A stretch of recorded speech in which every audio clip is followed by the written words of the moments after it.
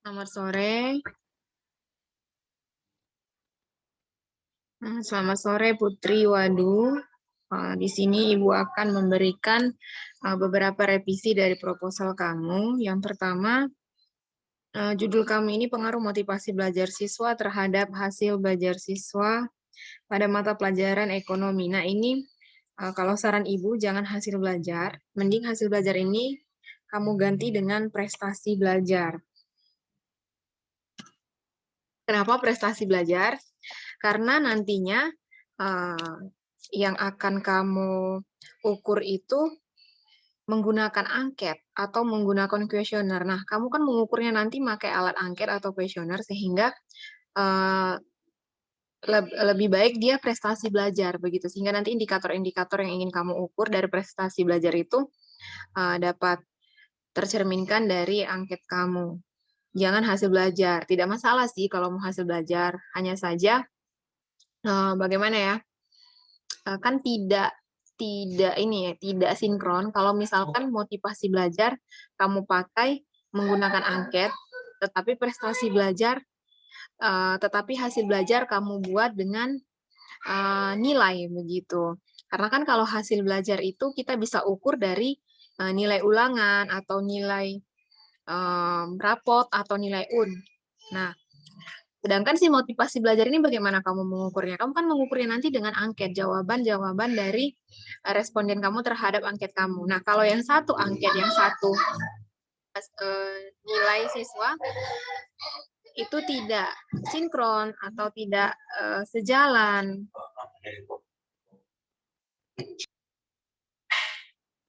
Nah, oke, Bu lanjutkan ya. Jadi, oke, Bu lanjutkan. Jadi, agar dia sinkron, kedua-duanya kamu pakai alat pengukurnya itu angket, jadi alangkah baiknya di sini prestasi belajar, jangan hasil belajar.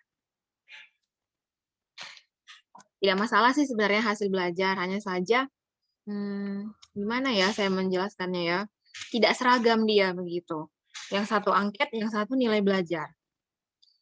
Nah, jadi nanti takutnya ada miss atau kesalahan dalam melakukan pengujian. Tetapi kalau motivasi belajarnya kita ukur juga pakai angket dan kuesioner, prestasi belajarnya juga kita ukur dengan menggunakan angket atau kuesioner, nah itu kan dia sudah seragam. Nah, jadi di sini mending judul kamu itu pengaruh motivasi belajar siswa terhadap prestasi belajar siswa pada mata pelajaran ekonomi kelas 11 di SMA Negeri 10 Kupang pada masa pandemi COVID-19. Oke. Nah, jadi ini nanti Putri Wadu tolong perbaiki semua kata hasil belajar itu kamu ganti dengan prestasi belajar. Nah, otomatis nanti di kajian pustaka kamu yang kamu bahas itu prestasi belajar, bukan hasil belajar. Karena hasil belajar dan prestasi belajar itu berbeda. Apa perbedaannya? Kamu bisa baca di buku, atau kamu cari buku atau referensi bisa dari internet, kamu baca apa yang membedakan antara hasil belajar dan prestasi belajar. Itu perlu kamu ketahui karena jangan sampai nanti penguji tanya apa sih bedanya prestasi belajar dan hasil belajar, kamu tidak bisa membedakan. Kedua-duanya berbeda, jadi kamu harus cari tahu dulu apa perbedaannya. Nah, jadi prestasi belajar. Jadi nanti ini kamu ganti jadi prestasi belajar, bukan hasil belajar.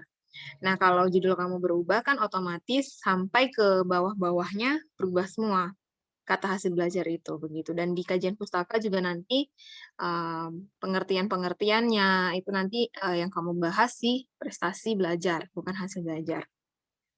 Oke, saya baca dulu ya latar belakangnya. Nah, ini bahasa asing. Setiap bahasa asing itu harus kamu tulis dengan huruf miring. Di luar bahasa Indonesia, kamu harus tulis dengan huruf miring. Perhatikan kembali penulisannya ya. Ini Ibu tidak akan cek keseluruhan, tetapi saya ingatkan, harus kamu periksa satu persatu. Setiap ada kata atau kalimat berbahasa asing di luar bahasa Indonesia, wajib kamu tulis miring. Jangan sampai nanti penguji tanyakan lagi, saya sudah sampaikan ini ya, jangan sampai kalian nanti seolah-olah tidak disampaikan oleh pembimbing.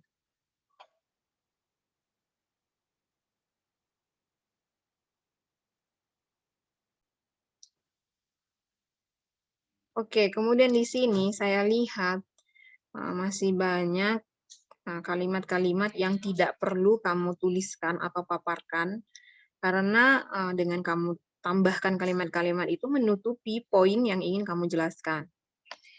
Sebentar saya cek dulu penulisannya. Ini kamu kasih spasi. Pandemi ini mempengaruhi banyak bidang termasuk pendidikan. Jangan titik karena, tapi sambung aja.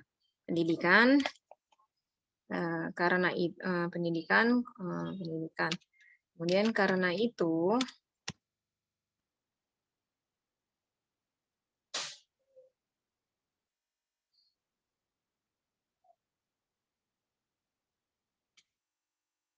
pandemi ini mempengaruhi banyak bidang termasuk pendidikan. Karena itu,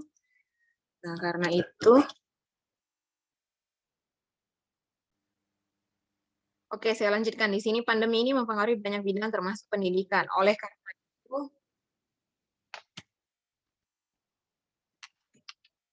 karena itu, Menteri Pendidikan Kebudayaan mengeluarkan surat edaran mengenai pelaksanaan kebijakan pendidikan dalam masa 2019. Ini kan adalah suatu proses. Okay.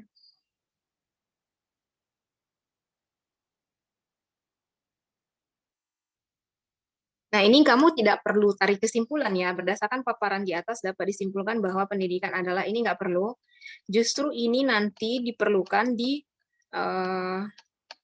kajian pustaka atau kajian teoritis. Nah, kalau di kajian pustaka atau kajian teoritis, setiap ada definisi atau pendapat para ahli, kan minimal tiga pendapat para ahli. Misalkan nanti kan prestasi belajar, pasti nanti kamu jelaskan prestasi itu apa, belajar itu apa. Nah, kemudian setelah itu baru kamu jelaskan, maka prestasi belajar adalah ini. Kemudian menurut para ahli, prestasi belajar ini. Nah, kemudian tarik berdasarkan kesimpulan para ahli, prestasi belajar, bla bla bla bla, begitu. Nah, jadi ini kamu hapus dulu.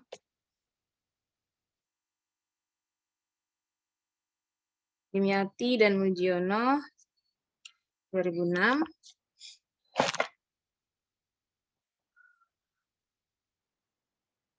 Dimyati dan Mujiono 2006 berpendapat belajar merupakan satu proses internal. Oke.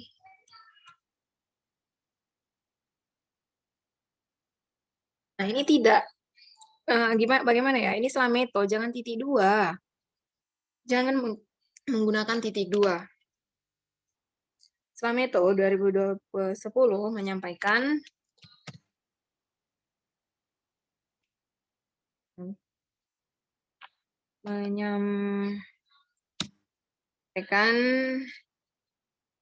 pandangannya mengenai belajar.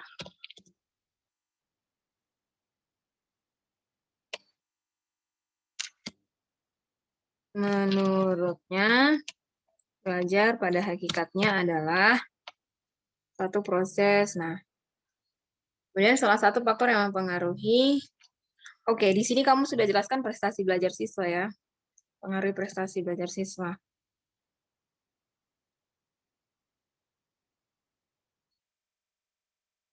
Nah, jangan langsung salah satu faktor yang mempengaruhi prestasi siswa, jangan langsung seperti itu. Di atas kan kamu sudah jelaskan apa itu belajar. Nah, jadi alangkah baiknya di sini kamu tambahkan definisi dari prestasi belajar itu apa, begitu. Jadi definisinya di sini tidak perlu banyak-banyak. Kamu jelaskan aja definisi dari prestasi belajar itu apa menurut para ahli. Nah, setelah itu kamu kaitkan dengan motivasi belajar. Oh, sorry, tunggu ya. Di sini prestasi belajar dulu kamu jelaskan pengertiannya berdasarkan para ahli, kemudian motivasi belajar itu apa, juga menurut para ahli.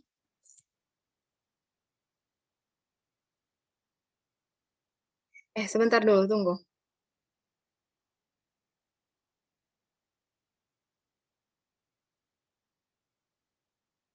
Kamu punya judul,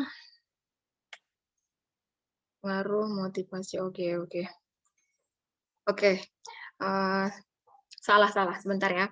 Jadi di sini nanti kamu tinggal jelaskan dulu prestasi belajar itu apa menurut para ahli, kemudian kamu kaitkan dengan motivasi belajar, eh, kemudian di sini oke, kamu sudah sampaikan bahwa salah satu faktor yang mempengaruhi motivasi belajar, salah satu faktor yang mempengaruhi prestasi siswa adalah motivasi.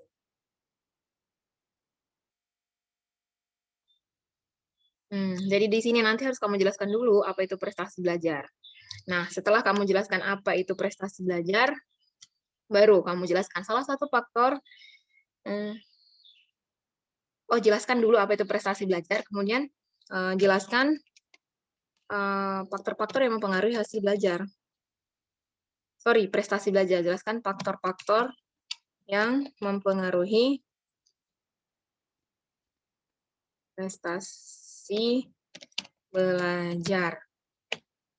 Nah, karena kan banyak ya faktor yang mempengaruhi prestasi belajar. Nah, di sini juga nanti harus kamu sampaikan, kan di sini nanti kamu jelaskan faktor-faktor yang mempengaruhi prestasi belajar, misalkan salah satunya motivasi, lingkungan, cara mengajar guru, metode pembelajaran. Nah, kamu sebutkan saja, setelah itu kamu sampaikan. Dalam penelitian ini, faktor yang mempengaruhi prestasi belajar yang akan diteliti oleh peneliti adalah faktor motivasinya, motivasi belajar. Nah, kamu jelaskan kenapa motivasi belajar yang kamu pilih sebagai satu faktor penentu prestasi belajar. Nah, kamu jelaskan aja bahwa memang di pembelajaran pada masa pandemi COVID ini, motivasi siswa itu semakin menurun. Sedangkan ketika tatap muka saja, siswa itu motivasinya masih rendah, begitu.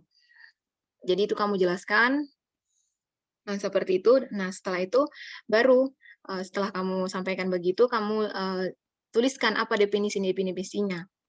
Nah, motivasi belajar menurut ini bla bla bla bla bla. Terus udah selesai lah kan motivasi belajar menurut para ahli. Nah, setelah itu boleh ini kamu tuliskan seperti penelitian WASTI menyebutkan pengenalan seseorang, capaian meningkatkan prestasi. Nah, ini boleh lah ini penelitian WASTI ini nanti sambil kamu kaitkan ya dengan CIBIX. Nah, kemudian Putri, kamu harus tahu kalau motivasi belajar itu ada dua ya. Jangan sampai nggak tahu. Jadi motivasi belajar itu ada motivasi belajar intrinsik dengan ekstrinsik. Kalau intrinsik itu dari dalam diri siswa itu sendiri, yang memang sejak lahir udah ada, nggak pun didorong oleh faktor luar, tapi sudah ada dalam dirinya. Dan ada faktor ekstrinsik yang dari luar. Nah, itu nanti jangan sampai kamu nggak tahu membedakannya. Karena biasa penguji mau tanya, motivasi itu ada berapa jenis? Banyak yang bingung. Ada kemarin mahasiswa yang ditanya motivasi itu ada berapa jenis, ada yang menjawab 5. Padahal motivasi itu hanya ada 2, intrinsik dan ekstrinsik. Nah, oke, setelah itu, kamu kaitkan SMA Negeri 10 Kupang, belajar siswa sebelum dan saat pandemi COVID-19.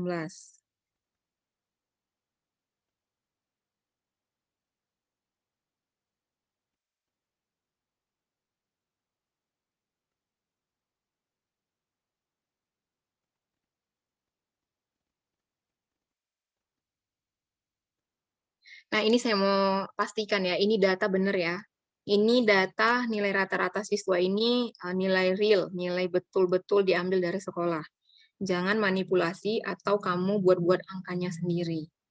Jadi saran ibu nanti lampirkan di proposal kamu daftar nilai siswa ini yang 11 IPS 1 dengan 11 IPS 1 tahun 2019-2020 dengan 11 IPS 1 2020-2021 itu harus kamu lampirkan nanti di proposal kamu di bawah daftar pustaka. Sehingga nanti kalau penguji tanya memang ini real nilainya, bukan kamu buat-buat.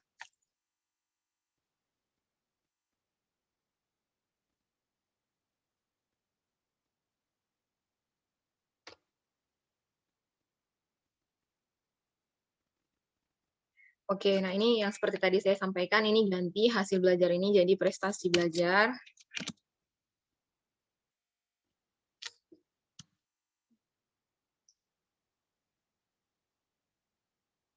Nah ini juga untuk rumusan masalah, otomatis berpengaruh ke semua ya.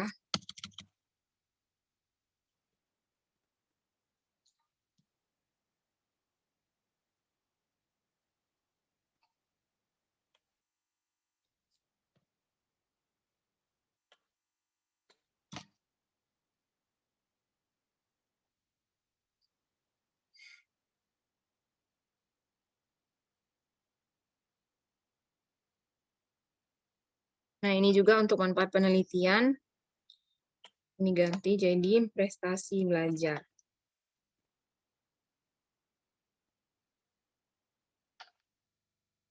Pokoknya setiap ada kata hasil belajar, itu kamu ganti dengan prestasi belajar, karena itu maknanya berbeda. Jadi tolong nanti cek kembali, karena Ibu juga tidak bisa periksa satu persatu.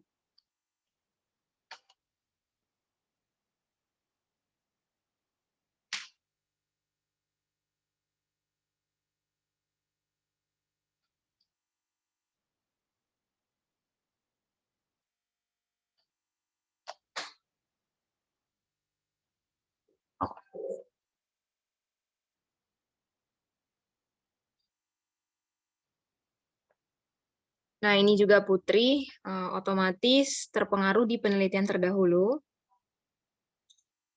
Nah, ini nanti kamu cari yang dia, oke lah, ini tidak apa-apa ya, ada salah satu ya, motivasi. Ini kan penelitian terdahulu kan Ibu sampaikan dulu minimal 5. Nah, ini semuanya saya lihat masih motivasi belajar dan hasil belajar. Jadi carilah yang motivasi dan prestasi belajar. Begitu ya. Kemudian ini Ibu lihat, ini masih ada yang pakai spasi 2. Nah, jadi ini tolong tabelnya kamu pastikan ini spasinya hanya boleh 1. Kemudian ukuran hurufnya hanya boleh 11. Nah, jadi ini nanti penelitian terdahulunya diperbaiki ya Putri ya. Nah, kemudian jangan pakai ini ya, bullets and numbering begini. Nah, mending kamu tulis saja 1. Nah, begitu. Jangan pakai bulat-bulat begitu atau pakai lambang-lambang yang lain. Karena ini kan karya ilmiah, jadi penulisannya harus ilmiah begitu. Nah, ini sampai ke bawah.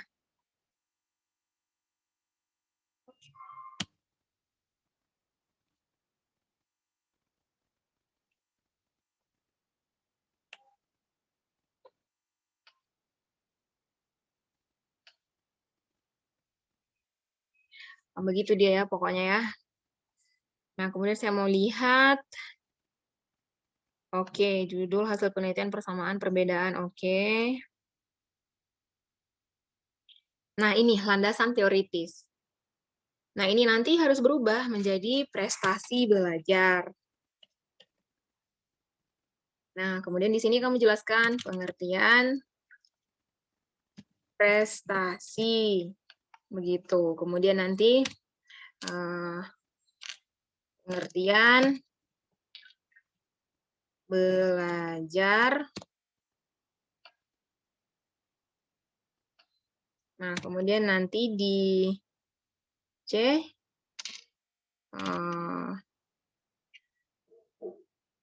konsep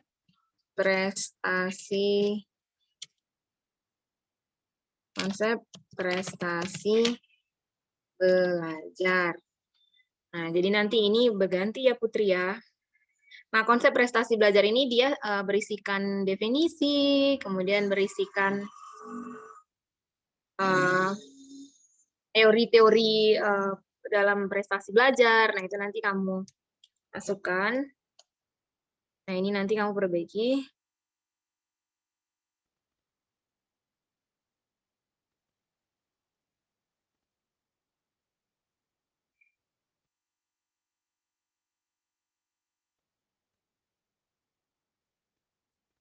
Oke, di sini saya buat pengertian saja lah ya, nanti kamu bingung pula. Nah, terus kalau mau kamu tambahkan entah klasifikasi prestasi belajar atau jenis-jenis prestasi belajar, itu terserah ya. Itu terserah kamu. Nah, kemudian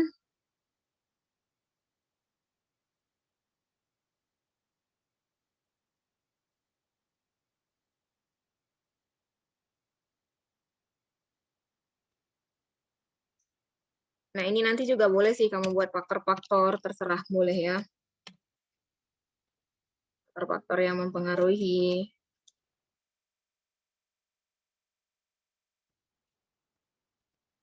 Terserah kamu.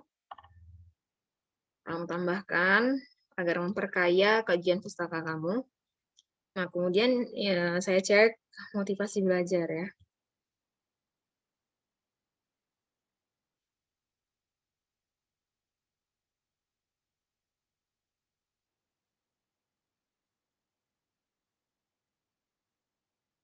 Oke, pengertiannya.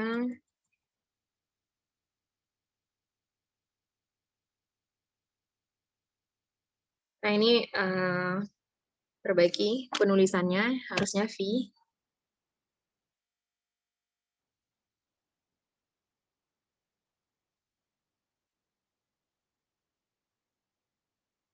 Oke.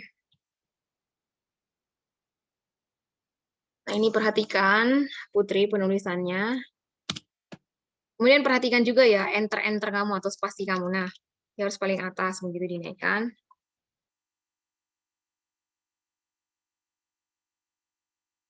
Ini juga nih. V, bukan F. Kemudian kerangka berpikir. Pendidikan saat ini bukan salah satu modal.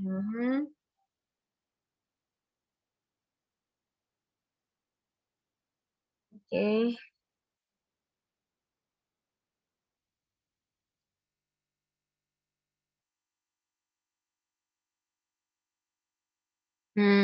Ini masih kurang tepat ya dalam menyusun kerangka berpikirnya. Nah, ini yang di atas, pendidikan saat ini merupakan salah satu modal utama seseorang untuk sukses dan sukses dalam hidup. Melalui pendidikan diharapkan mampu menciptakan masyarakat yang cerdas, damai. Oke, ini dispasikan. Biggs dan Tapler dalam Dimyati Mujiono dan Luna mengungkapkan motivasi belajar. Siswa dapat menjadi lemah. Lemahnya motivasi. Jangan langsung begini.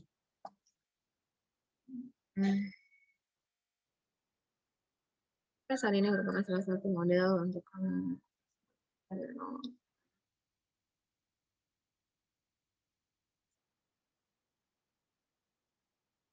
Oke, kemudian di sini. Dunia pendidikan saat ini sedang mengalami perubahan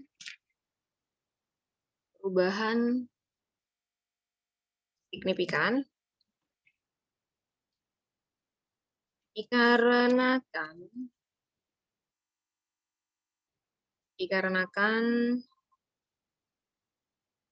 pandemi COVID-19 yang mengharuskan sekolah-sekolah mengubah strategi, metode, dan dunia pendidikan saat ini sedang mengalami perubahan signifikan dikarenakan pandemi COVID-19 yang mengharuskan sekolah-sekolah mengubah strategi, metode, dan lingkungan belajar siswa. Kemudian perubahan tersebut, bentar.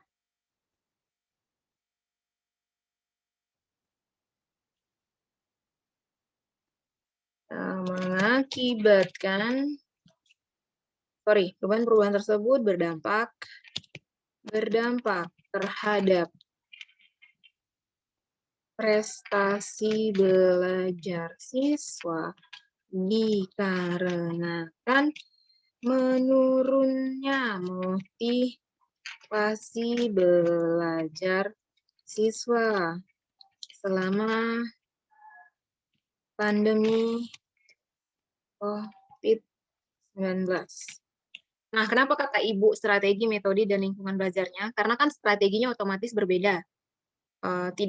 Guru pasti mengajarnya tidak lagi seperti di kelas, metodenya juga sudah daring, lingkungan belajarnya juga, siswa sudah belajar dari rumah, bukan lagi dari sekolah.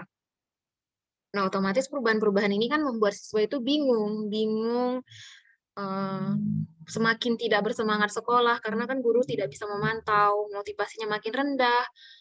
Istilahnya mereka sudah menganggap, bukan menyepelekan sekolah, tetapi sudah kayak libur begitu. Padahal sekolah, tapi dia merasa itu masih libur terus gitu. Jadi nanti kamu harus kuat dalam berargumentasi ya. Nah, kemudian setelah itu baru di sini kamu sampaikan lagi.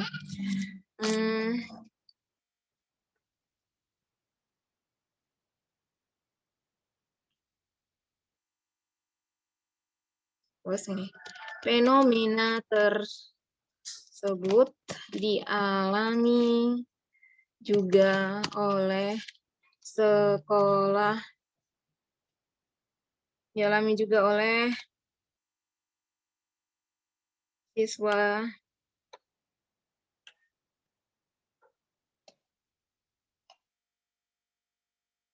oleh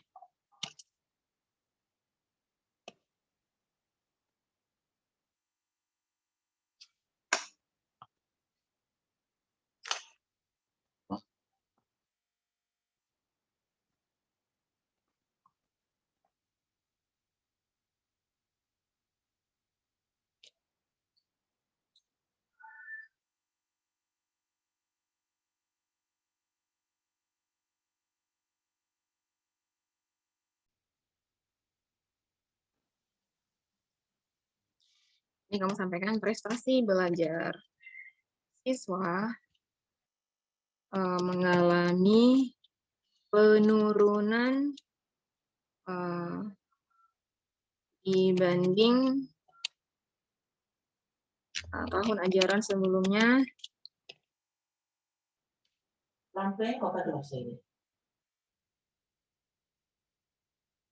Fenomena tersebut dialami juga oleh siswa di SMA Negeri 10 Kupang. Prestasi belajar siswa mengalami penurunan dibanding tahun ajaran sebelumnya. Udah, kemudian di sini kamu jelaskan prestasi belajar adalah prestasi belajar menurut siapa? Nah, kamu jelaskan bla bla bla bla bla. Kemudian setelah itu kamu jelaskan lagi. Buatlah di sini ya prestasi belajar ini 3 pendapat para ahli. Kemudian kamu sebutkan lagi. Di sini kamu jelaskan prestasi belajar siswa sangat dipengaruhi oleh motivasi belajar siswa. Karena motivasi yang tinggi berdampak baik terhadap prestasi belajar siswa. Dan sebaliknya,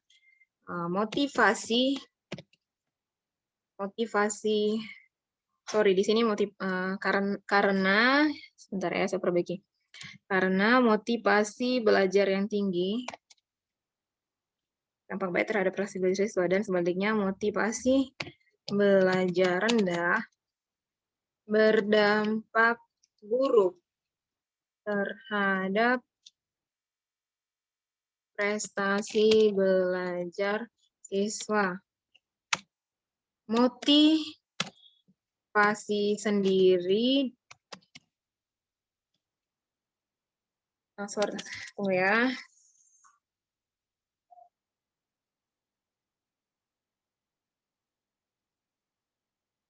Motivasi menurut, nah ini menurut siapa? Kamu buat lagi sampai 3. Nah, setelah itu, ini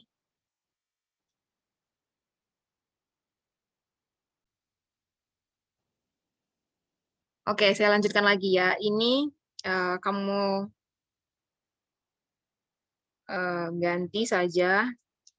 Atau kalau mau kamu pakai juga, nanti perbaiki kata-katanya. Sesuaikan dia menyambung dengan penjelasan ibu yang mana.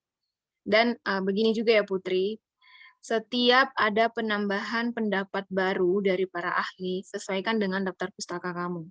Jadi namanya itu harus ada di daftar pustaka. Begitu juga ketika kamu menghapus pendapat para ahli atau pendapat seorang ahli, nah otomatis nama dia di daftar pustaka juga kamu hapuskan atau tidak ada di daftar pustaka, gitu ya. Nah kemudian di sini nanti baru berdasarkan uraian dia, nah di sini baru berdasarkan uraian di atas, kerangka berpikir dapat digambarkan dalam skema berikut. Nah kerangka berpikir, prestasi belajar, ini prestasi belajar ya.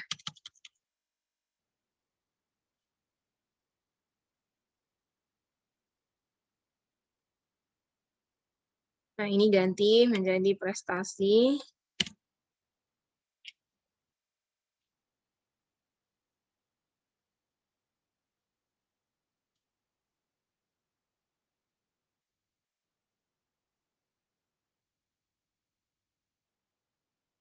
Oke, saya lanjutkan lagi. Nah, ini untuk metodologi penelitian, kamu sesuaikan ya dengan PowerPoint yang sudah saya bagikan di grup bimbingan Ibu yang untuk bagian bab 3. Dan penelitian pendekatan yang diterapkan pendekatan kuantitatif. Oke.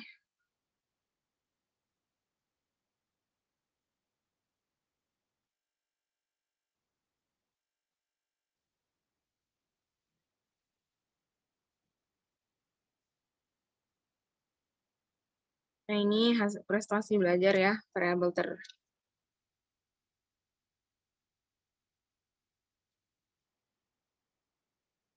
Nah, ini bukan berikut, variabel terikat.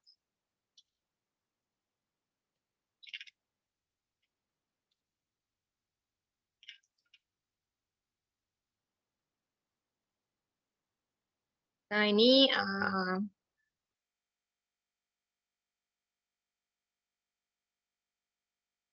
ganti ya, bukan April, sekarang sudah Juli.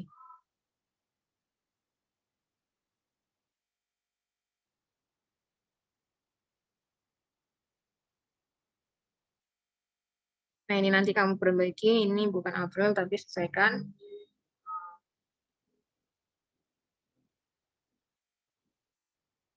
Ini harusnya kamu buat begini saja.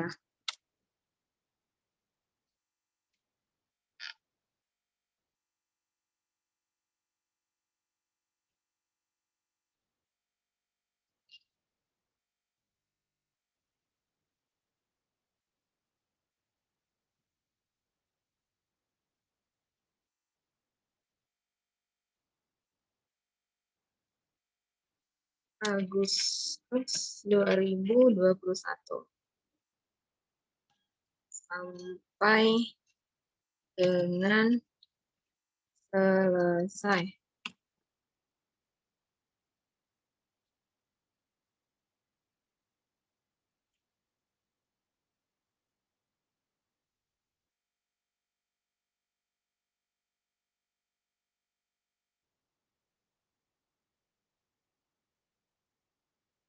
Ini dihitamkan ya A-nya ini.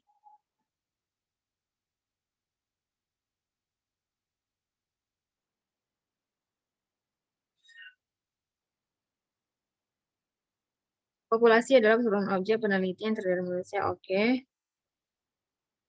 Bukan sedangkan yang menjadi populasi, jangan seperti itu. Oke.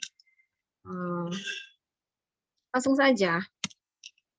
Populasi dalam penelitian ini adalah seluruh siswa kelas 11 IPS SMA Negeri 10 Kupang.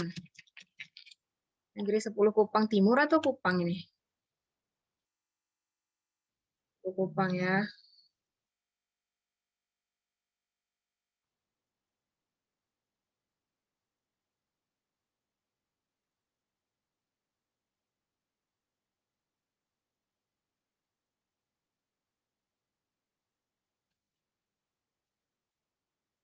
Nah, kemudian sampel. Sampel merupakan bagian dari populasi yang diteliti oleh peneliti. Oke. Ya, saya merupakan bagian.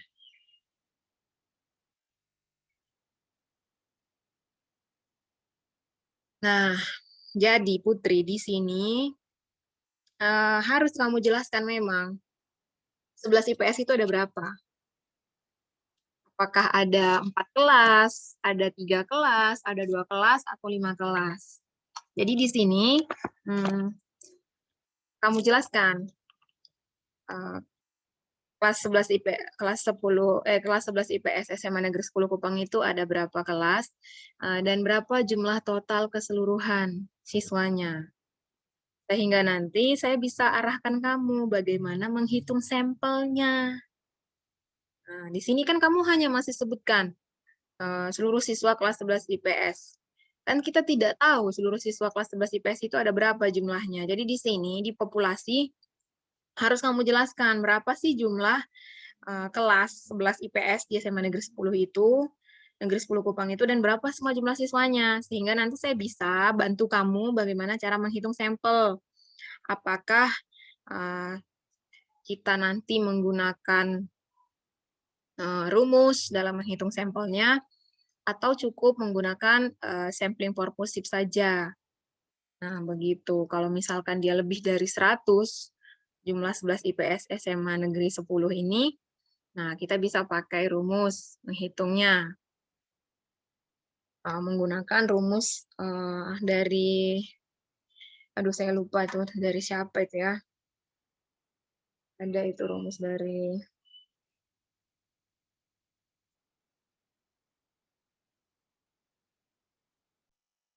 oh iya, ataukah kita pakai rumus Lopin? Nah, karena kan kalau lebih dari 100, kita pakai rumus Lopin bisa. Tapi kalau kurang dari 100, kita pakai saja keseluruhan populasinya itu menjadi sampel begitu. Jadi nanti perbaiki, kemudian ini definisi operasional.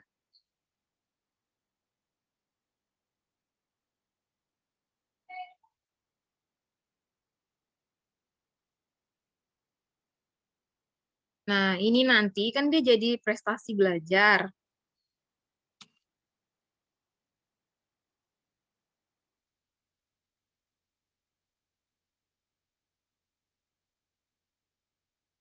Nah, jadi di sini nanti kamu jelaskan prestasi belajar menurut para ahli itu apa.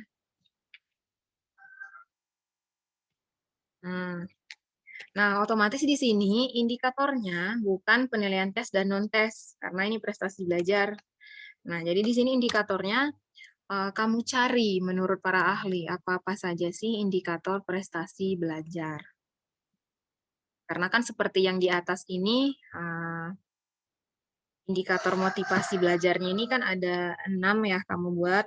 6 ini menurut si Nana Sujana tahun 2005 halaman 22 bukunya. Nah, untuk si prestasi belajar, ini juga kamu cari menurut para ahli. Boleh salah satu ahli saja yang kamu ambil, atau kamu pilih dari paparan-paparan para ahli itu apa yang ingin kamu ukur, sesuaikan dengan keadaan corona saat ini, prestasi belajarnya apa yang ingin kamu ukur. Nah, itu indikatornya. Nah, jadi di sini kamu jelaskan indikatornya itu apa saja. Kemudian menurut ahli siapa? Seperti yang di atas ini kan sudah Nana Sujana. Nah, di sini nanti tetap skala Likert. Jadi di sini nanti skalanya tetap kita pakai skala Likert. Nah, jadi dia seragam, sama-sama pakai angket gitu. Nah, di sini instrumen penelitian.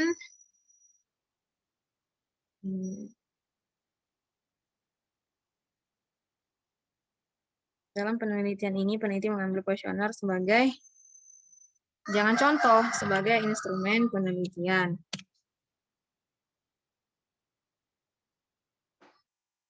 Nah, jadi instrumen penelitian kamu itu hanya satu, hanya kuesioner. Nah, kalau nanti ditanya apa itu kuesioner, kamu harus sudah tahu prosedur penelitian. Nah, ini jangan dihitamkan, biar kalau mau kamu hitamkan, hitamkan juga di sininya.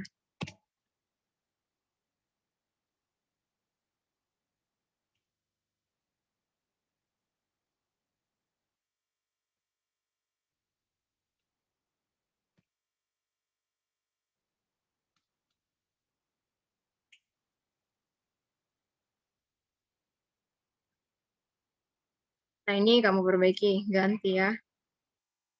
Nah, ini tidak mungkin April lagi. Nah, ini juga.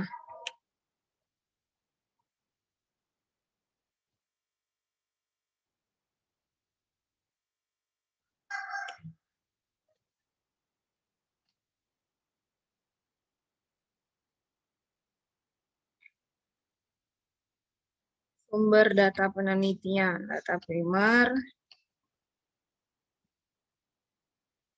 Oke. Data sekunder.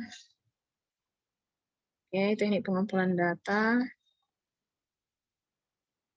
Observasi. Nah, ini kalau A-nya kamu bold, kamu hitamkan, ini juga kamu harus hitamkan. Kalau tidak, jangan dihitamkan. Yang mana saja jangan dihitamkan, gitu ya.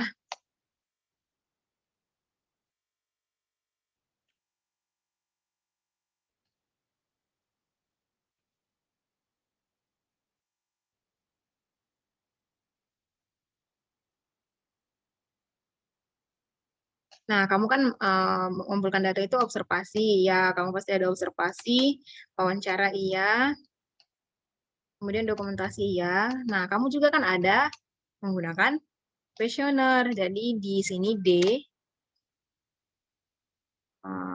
kuesioner kamu buat begitu. Jadi di sini D.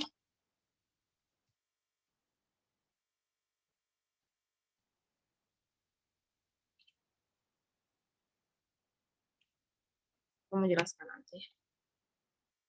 Kemudian uji instrumen, uji validitas. Oke.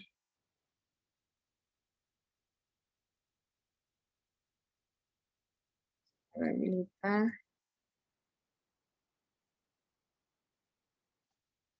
Nah, Putri, Ibu sudah ada share di grup untuk uji validitas dan reliabilitas ini, kalau tidak salah di PPT bab 3 untuk penelitian kuantitatif skripsi. Di situ Ibu sudah jelaskan,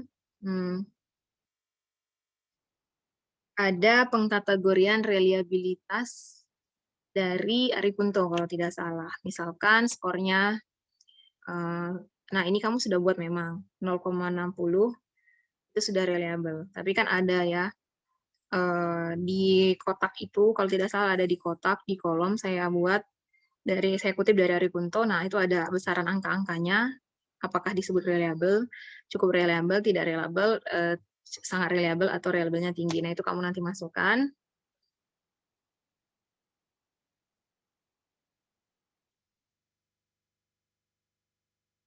Oke. Nah, kemudian ini uji asumsi klasik.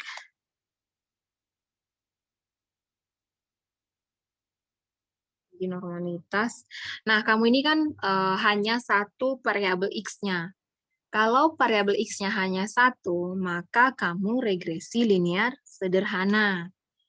Kalau variabel X-nya atau variabel independennya hanya lebih dari satu, bisa dua, bisa tiga, bisa empat, lima, dan lain-lain. Nah, itu namanya regresi linear berganda. Nah, uji asumsi klasik untuk linear berganda dan sederhana juga berbeda. Kalau asumsi klasik, ini linearitas oke, normalitas oke.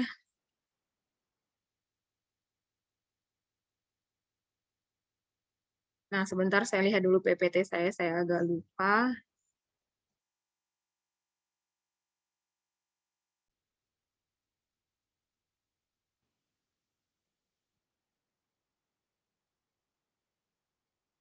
Nah, Putri, kamu bisa lihat ya di PPT Ibu itu yang teknik penulisan skripsi, metode kuantitatif.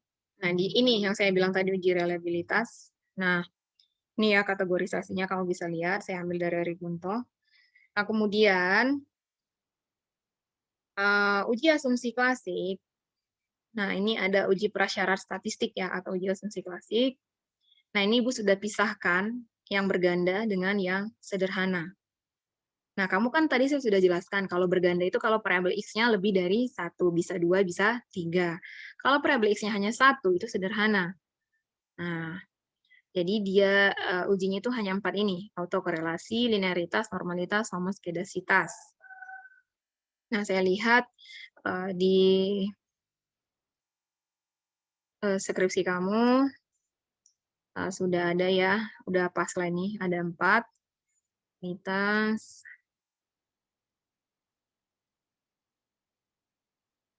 skedasitas, autokorelasi, oke. Nah, kemudian, nah ini uji hipotesis. Ini jangan terlalu ke ujung.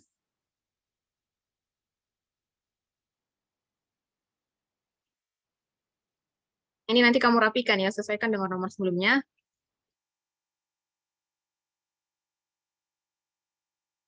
Nah, ini masih belum benar uji hipotesisnya. Jadi uji hipotesisnya ini tidak sesederhana ini, Putri. Nah, kamu bisa lihat di PPT bab 3 ini yang penelitian kuantitatif. Kalau kamu misalkan tidak punya PPT-nya ini, yang penulisan bab 3 penelitian kuantitatif, kamu bisa chat Ibu, minta filenya supaya saya kirimkan ke WA kamu ya. Nah, jadi nanti di situ, untuk uji hipotesisnya, kamu pakai yang ini. Nah, ambil yang ini. Jadi nanti di sini kamu jelaskan, kan di sebentar ya, di kamu punya skripsi ini sudah kamu jelaskan, uji hipotesis, bla bla bla bla. Nah, kemudian kamu jelaskan di sini.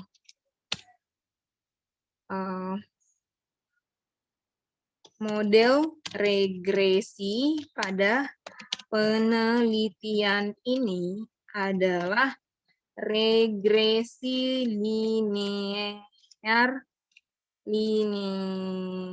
sederhana gitu. Nah, setelah itu kamu ambil saja data atau rumus yang ada di PPT untuk penulisan bab 3 penelitian kuantitatif. Nah, ini kamu tinggal copy paste saja. Model persamaan regresi linear sederhana adalah sebagai berikut. Y sama dengan A tambah DX sampai ke sini. Nah, selesai. Tinggal ini saja kamu kopikan, masukkan di proposal kamu ini tadi. Nah, begitu dia ya Putri ya. Jadi masukkan rumusnya. Nah, rumusnya itu kan Y, model persamaan regresi sederhana itu Y sama dengan A tambah BX. X-nya hanya 1. Seperti itu. Tolong perbaiki. Kemudian ini daftar pustaka. Untuk daftar pustaka, saya sudah sering jelaskan, daftar pustaka itu dia harus dari abjad A sampai Z. Jadi dia berurut abjad A sampai Z. Nah, kemudian ini masih belum tepat penulisannya. Nah, ini dia untuk Dimyati nih dengan Raja Grafindo ini dia jangan sejajar. Nah, ini kamu tarik. Nah, dia buat sorry. Nah, kamu tarik yang di bawah ini. Nah, ini. Nah, buat dia sejajar dengan yang di atas. Nah, kemudian ini tinggal kamu hapus, kemudian enter. Kemudian begitu juga dengan di bawah. Hapus, enter. Begitu juga dengan di bawah, hapus, enter. Nah, dia langsung rapi. Hapus, enter, sehingga dia rapi, begitu. Nah, itu nanti kamu cek kembali ya Putri ya. Pastikan yang ada di daftar pustaka adalah nama-nama ahli yang kamu memang kutip pendapatnya. Kalau tidak ada kamu kutip pendapatnya, jangan ada di daftar pustaka. Dan pastikan semua nama ahli yang kamu kutip ada di daftar pustaka. Oke, begitu saja ya Putri. Sampai ketemu di bimbingan selanjutnya.